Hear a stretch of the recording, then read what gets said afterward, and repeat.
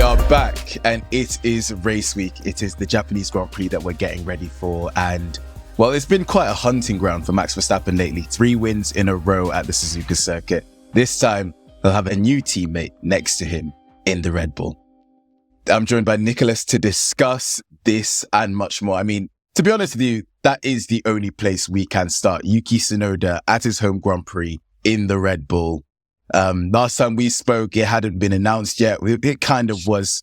We knew it was going to happen, but it hadn't been formally announced yet. First of all, what was your reaction when the news came about?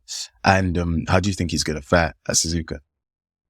It came around a lot quicker than we all thought, I think. I mean, as you said, we all knew it was coming, but we didn't know it was coming that quickly. The reporting at the time said that the meeting would be on Thursday, and a decision would be made from that meeting, but apparently that meeting was pushed forward so they could announce it and get it over with, I guess, and get the hype train going in Japan especially. By all accounts, Honda has offered to pay millions to get Yuki in that car for the Japanese Grand Prix, and that is what has happened now. He's going to do a test run on Wednesday, or so like a demo run in Tokyo, and then obviously his debut for Red Bull will be at home in a special livery at Suzuka. One of Red Bull's main criticisms of Tsunoda over the years has been how he deals with pressure. And talk about a pressure cooker now. I mean, jeez, man.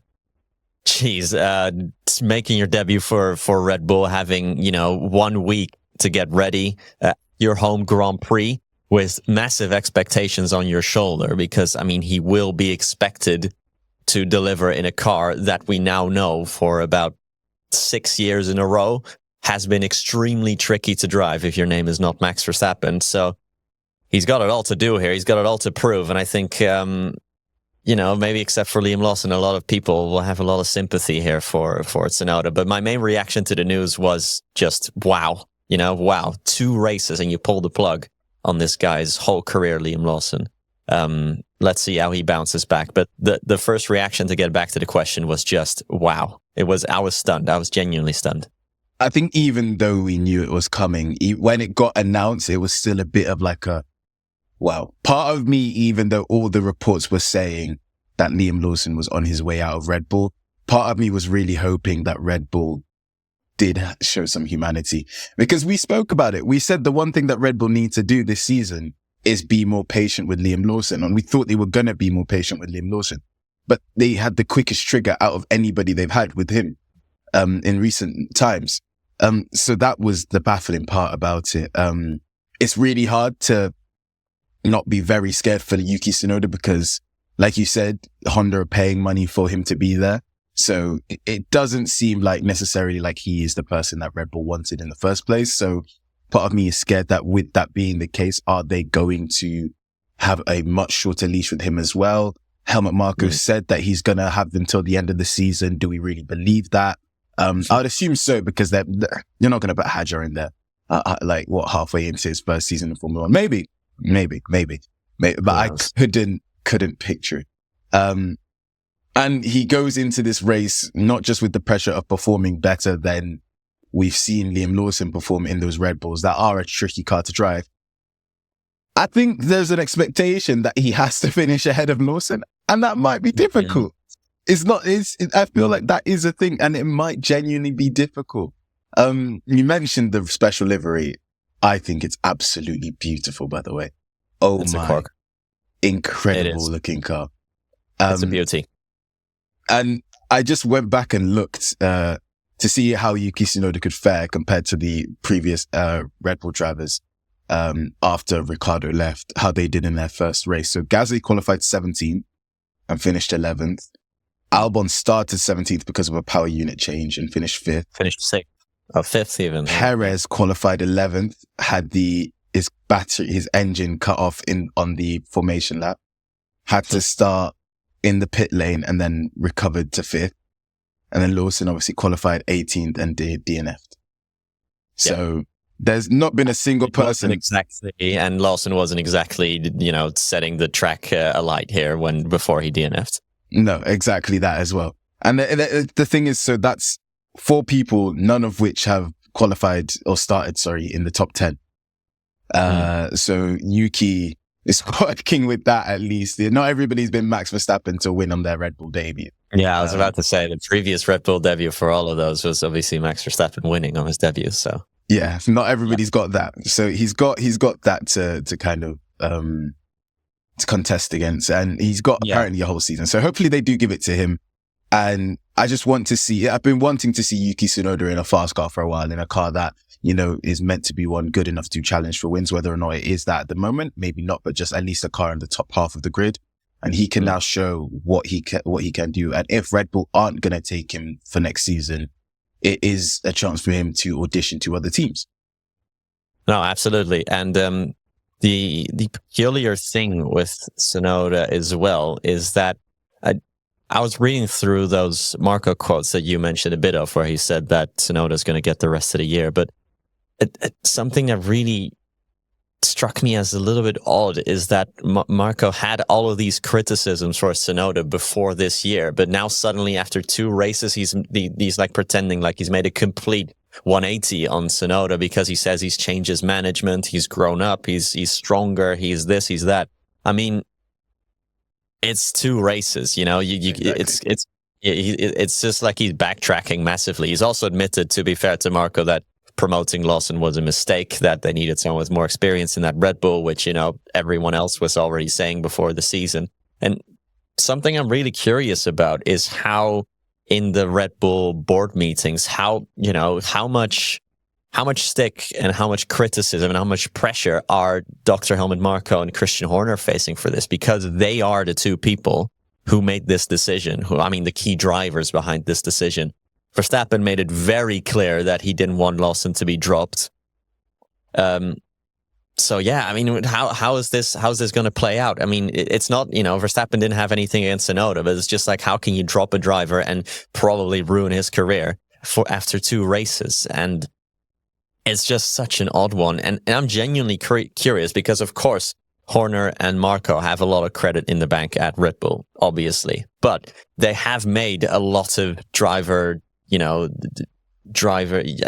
management errors, really. Since Vettel, apart from Vettel and Verstappen and Ricciardo, I wouldn't say that they've made one good decision in the last 15 years, genuinely. Yeah, no, I completely agree. I don't think they have made a right decision. And I think at some point there has to be kind of I think maybe someone higher, if there is higher, that has to say to them, this philosophy of the way we use drivers, the way we manage drivers, the way we go through drivers has to change. Because one, there is an element of, if you are developing a car and you're chopping and changing drivers constantly, your engineers are going to be getting new pieces of information that aren't consistent with the pieces of information that we were given by old drivers. So this driver's saying, I'm having this problem with this specific part of the car. Okay, we need to work on this. Okay, now Liam Lawson's in that. No, these are the problems I'm having with the car. Okay, that's different to what we've heard before. Okay, now Yuki Tsunoda's coming in. Oh no, this is different. This is what I'm thinking. And that's, you're not going to have the consistency of that. And also, Max Verstappen isn't going to have the consistency of working with one specific person, which I'm sure he is definitely annoyed with. I'm sure that's definitely one part of it. It's just different voices after different voices. At these different driver briefings, when you're having inter-team briefings, you're going to have a different voice. You have to learn to work with Yuki now. That's his 6th teammate he's have to learn with in 10 seasons in the sport, which is crazy. The fact that Sergio Perez was the longest one for 4 years, which means of the other 6 seasons, you've had 5 teammates. Crazy. So it's a bit tough for them, and something does need to change in terms of that. You can't constantly be having the chopping and changing. There was another point that I did want to make that I can't remember right now, which is really annoying. And I think, I remember it now. I remember it. But I think there was a key element that I thought about. Sergio Perez was the first time Red Bull went out of their junior driving program to get someone since Mark Webber in 2007. So Correct. at that time, they were even struggling for a second driver at Toro Rosso. They had Brendan Hartley. They had got rid of Brendan Hartley. They brought back Daniel Kvyat. After Daniel Kvyat, they got Yuki Tsunoda, who we know was Honda backed, not necessarily a Red Bull junior driver. Even though Yuki has shown he has way more than enough talent to be in Formula One, of course. So going to Sergio Perez, and then when wanting to replace Sergio Perez, going to Daniel Ricciardo, who you deemed not good enough, and many people on the grid had deemed not good enough to drive in Formula One anymore, trying to get him back into the team. Replacing Gasly, who then left the team with Daniel Ricciardo. Liam Lawson comes in for Daniel Ricciardo, etc. Red Bull clearly didn't want Yuki at all. They even tried Nick de Vries in that seat. So they were scrambling for talent everywhere to try and find someone to fit that second seat in Red Bull, but couldn't find it. Was there a sign of, okay, maybe the Red Bull Junior program isn't developing the talent that we want, and that's why that's then leaked into the senior team where they're struggling for that second seat? Or am I just rambling? I don't think it's that. I think, look at Carlos Sainz, look at Alex Albon, look at Pierre Gasly. They are top quality drivers. I mean, I'd say Sainz is maybe slightly ahead of the other two there. But still, these are very good Grand Prix drivers. And I think it's more a question of developing and nurturing this talent, putting them in like a safe environment for them to develop and for them to reach their full potential. Sainz left because he felt like there was no place for him at Red Bull, which is fair enough at the time. He left at the end of 2017. Yeah, Ricciardo and Max weren't going to leave, and Sainz called it quits. Apparently, Red Bull did ring up Sainz last year when they decided Perez was out. But this is a report from the Express, so judge for yourself how reliable that is. But apparently, Sainz Senior and Verstappen Senior, Jos, don't get along at all. And obviously, in both of those cases, Jos and Carlos Senior are huge figures behind their sons. But I think those are probably the two driver, well, maybe with Stroll, but the two driver whose parents have like the most influence and say in their careers. And apparently they don't get on at all. And that's why the Verstappen camp vetoed Sainz from rejoining Red Bull. Right. But still, even then, I would consider that too to be an outside of Red Bull hiring, even though he is originally a Red Bull, I was going to say youth player, but a Red Bull Academy product. It's a bit weird, and I hope the same doesn't happen now with Lindblad, who looks the real deal as well. Something needs to change in the culture there. I get that they are cutthroat, and I get that it's proven to be successful, but clearly, it in the majority of the cases it doesn't work. And yes, Vettel and Verstappen are absolute home runs, and you can justify it with that. But if you can't put two good drivers in the car from your own academy, is the juice worth the squeeze? Like Antonelli and Russell, for example, who are both Mercedes Academy graduates. Yeah, I mean, that is the perfect way to... They're the perfect example at the moment, especially considering, I mean, they backed Hamilton from the start of his career as well, so they had Hamilton there as well. I mean, Mercedes did it right. That's a completely fair. Bottas was Mercedes as well, if I'm not mistaken. Yeah, he was Mercedes through Williams back to Mercedes. Yeah. So Mercedes are contract when Rosberg, called it quits. La Masia of Formula One. Okay, so to Suzuka, because that is it. Like I said, it's been a hunting ground for Verstappen. 3 wins in a row. Perez won 2 in 2022. He won his second championship there in 2022. He won the third there as well. Yeah, he won the third there as well. He won his third in Qatar. He won his fourth in Vegas, yeah. So he won his third in the Qatar sprint. He won his second there because after Leclerc had got the penalty, after the race had ended, he then found out he was champion. That's how he won it there. So 1-2 there in 2022, finished ahead of McLaren in 2023 quite comfortably.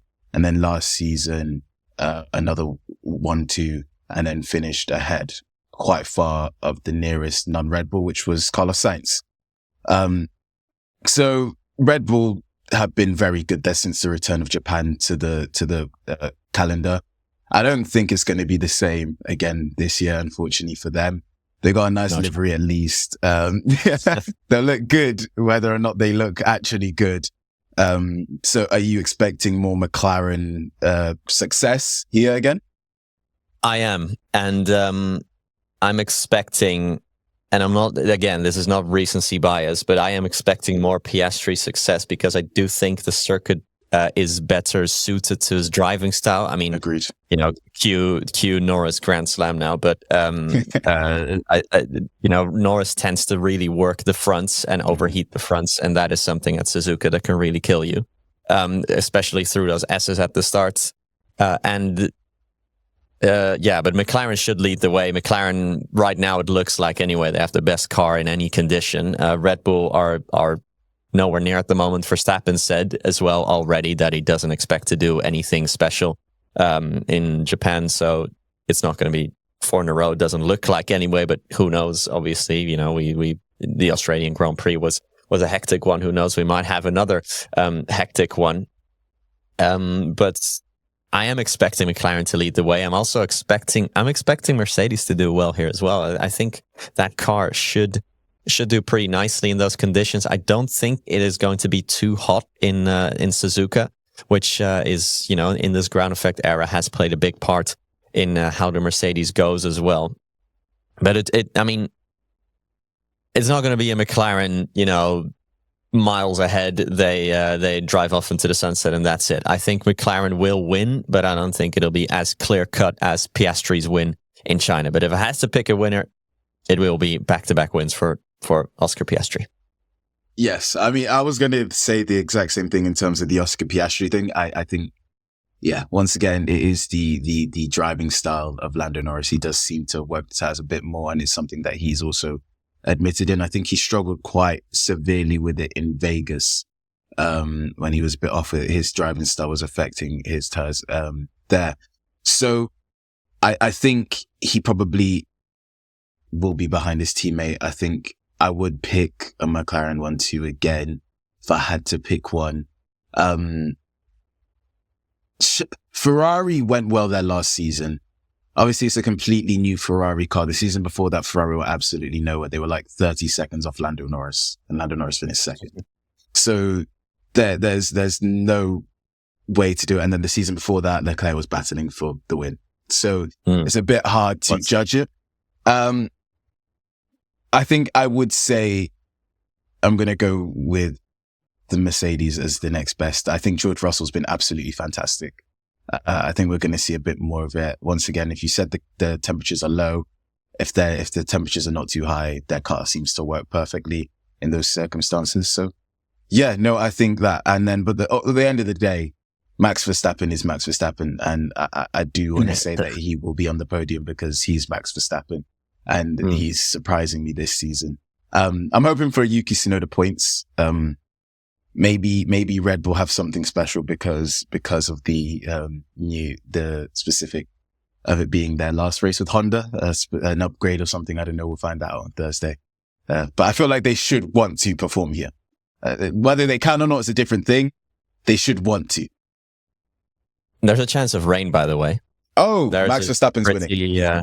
It's not nailed. It's not nailed on to be raining, but there is a chance of rain. The last time I checked was this morning, and I think they're saying on the morning of race day and throughout the day there's a 50%, so 50-50 if it rains or not. But and Saturday as well, so that could throw a wrench into the works, and that could completely destroy any predictions we might have. But just so you know, it's on the cards, Especially for the rookies, I think it could be interesting to have 2 wet races in their first 3 Grand Prix. It was absolute carnage in Australia, so that'd be fun. Baptism in fire or rain, actually. Yeah. Baptism in rain. Or Yuki. If it rains and Yuki in that car, which, the most nervous car on the grid, with probably the most nervous driver on the grid. I feel for the guy. I feel for the guy, but I think literally everyone, I mean, everything I've seen online, everyone wants Yuki to do well. Everyone is sort of manifesting a Yuki podium. I've even seen Tsunodium as a word. That's brilliant. Okay, for those watching, if it rains, my prediction is Max Verstappen win. I just want to clarify that. If it doesn't rain, I think Oscar Piastri will win. But there is one team obviously that hasn't necessarily got off to the best start, and that is Ferrari. Drivers are 9th and 10th in the standings. I need some hope brought into me. There's some issues fundamentally I mean, you've seen the way you've seen the two ends of the spectrum here. So you've seen strategy errors in Australia, and then you've seen just then there was the inter-team battles, in China, and then ended up with two DNFs, and not two disqualifications in China. Yeah. How badly do they need a good weekend? I mean, right now, the highest placed driver with a Ferrari engine is Esteban Ocon in the standings for Haas. They're level on points with Williams. This is not the championship charge I think Ferrari fans were hoping it would be. They really need, at least, even if they don't win, they need a weekend where they show on pace in qualifying, on race pace, that they are competitive with McLaren, that even if they are 2 or 3 tenths a lap off, they need to show that they're there, that they can compete, that they can nail a strategy, like you said, we've already seen all the hits from Ferrari strategy, from Ferrari management, and we're 2 races in. If you spread that out over a whole year, I mean, come on now. I mean, if I trust anyone to sort this stuff out, it is Fred Vasseur. But Fred Vasseur is more about influencing the drivers and how they think and how they are, their outlook on a race, on a championship. And we've already seen Hamilton saying, waving Leclerc through, it was his idea to let him through. That reflects very well. But now the strategic part of it, I just do not understand how a team can balls it up so consistently over so many years, and the team with the most budget, I still think, in Formula One, for this still to be the case, it's baffling. And we need a run of like 6 races in a row where nothing goes wrong for Ferrari, and then I can start taking them seriously. Race pace aside, everything aside, if they just have, even if they finish 7th and 8th on pace, I just need to see them for 5 or 6 races in a row just do nothing wrong, and then we'll talk. Yeah, no, I mean, it's exactly that. A smooth weekend where nothing goes. You're not talking about Ferrari because of any mistakes they make. Maybe literally just because they don't. If the people are speaking about Ferrari, it's because of a lack of pace, not because they've engineered their own downfall in decision making. The fact they got 2 disqualifications for 2 different reasons is so mad to me. That's genuine. I genuinely think that that's getting underrated a bit, how that has happened, because I can't remember that ever happening, I don't know. It's probably has happened before, but 2 disqualifications for 2 different reasons. That is impressive, honestly. Impressive negligence, honestly. Yeah. But obviously, like, Ferrari, sort it out, man. Oh my God. Yeah, like you said, like winning the sprints, like dominating the sprints with Hamilton, and then going to a double DSQ. Yeesh. You know what? The DSQ made me forget about the sprint win. Like I completely forgot about it till you just mentioned it. Honestly, because that just put a damper on the entire weekend. It went from such a high to such a low, but that has been the story of Ferrari over the last few years. And I think the thing is, I said it during the Australian Grand Prix. I don't remember the last time it came to a point where, maybe actually I remember one time it came to a point where Ferrari actually made a brilliant strategy call and it changed the outlook of a race, and that was Monza with the Leclerc one stop. Leclerc one stop. That apart from that, I genuinely struggle to remember a time where Ferrari were in the conversation about Canada 2023. Okay, apart from those 2, that's it. That's literally it. When they stayed out when there was a safety car and everyone was like, "Oh my God, they jumped the traffic that they were in." And then they went from like 11th, 12th to 4th, 5th, or 5th, 6th, or something like that. But more often than not, it's why didn't you double stack at Silverstone when Carlos Sainz got his first victory, and then Leclerc dropped back? Why has Leclerc been put on the wrong set of tires? You were expecting more rain, and now he's got a pit again in Silverstone last season. At Canada last season, when Leclerc obviously he had engine issues, but they tried to gamble with something. He ends up getting lapped by the people who he was battling for closely in the championship at the time. You know what I mean? So that those kind of things have been more often than the Monza or than the Canada a couple of years ago. That's 2 seasons, and I named 2 good strategy calls. That isn't good. That it's so often for Red Bull to get it perfectly right that you don't even think about it. So often Mercedes would get it perfectly right. You don't even think twice about it.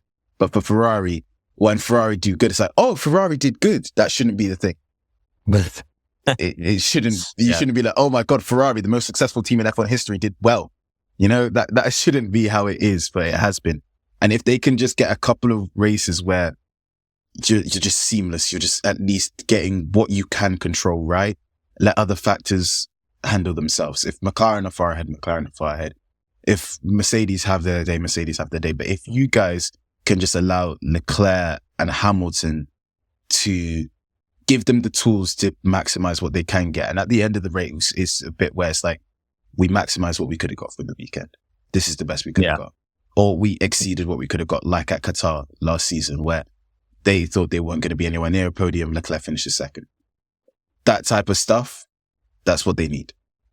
Yeah, no, every time something good happens to Ferrari, it seems to be cancelled out by something really bad happening either in the same race or the race after. It's never, it is the circle. It's like a vicious circle always with Ferrari. But you're right. I mean, when you started talking about strategy calls, for me, Red Bull are the golden standard of strategy calls. They pretty much always get it right, with 1 or 2 exceptions. Obviously, Hungary last year, Verstappen wasn't happy with the strategy, but that one race aside, they are pretty much like 99% of the time they are going to make the right call at the right time and nail the pit stop as well, because they have one of the, if not the best pit crews. They just have like all of that stuff sorted out, and then let the drivers do the talking out on track. But yeah, Ferrari have so many things to figure out. But I mean, we don't want to sound like a broken record either here. Nah.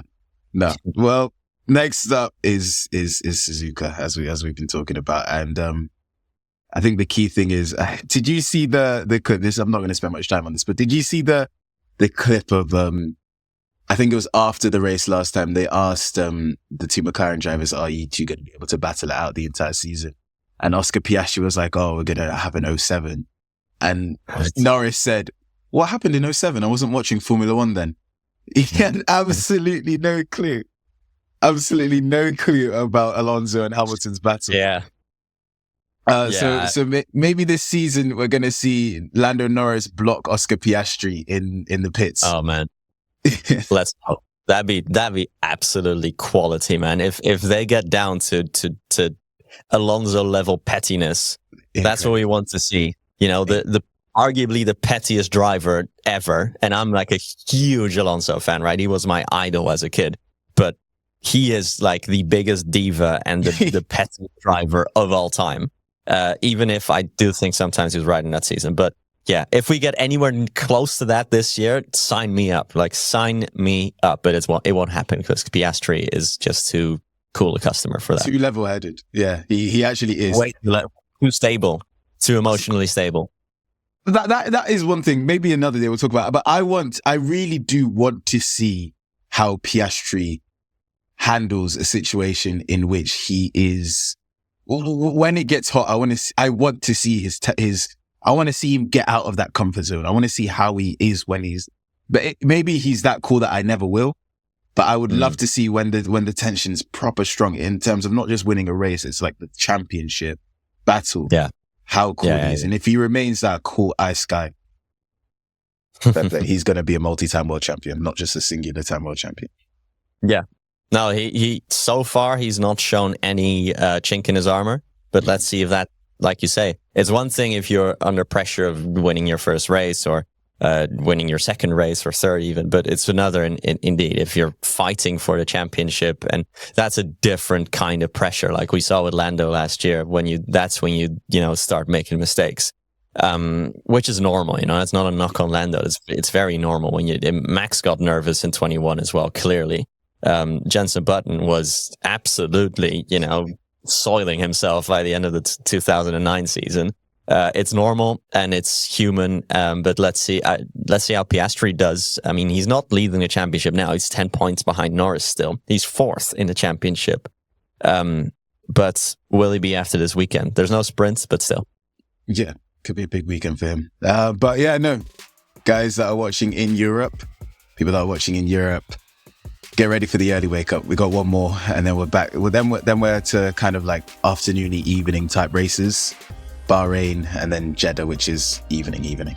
So hopefully you enjoy Suzuka. It is always fun. I love that circuit, and it's one of those that just looks incredible to drive. The S's, which brilliant circuit that has had so much history, so much fun battles in it. So I'm sure I'm going to enjoy it. Hopefully you guys do. I will speak to you guys after the race. We'll see you next time. Bye. Bye.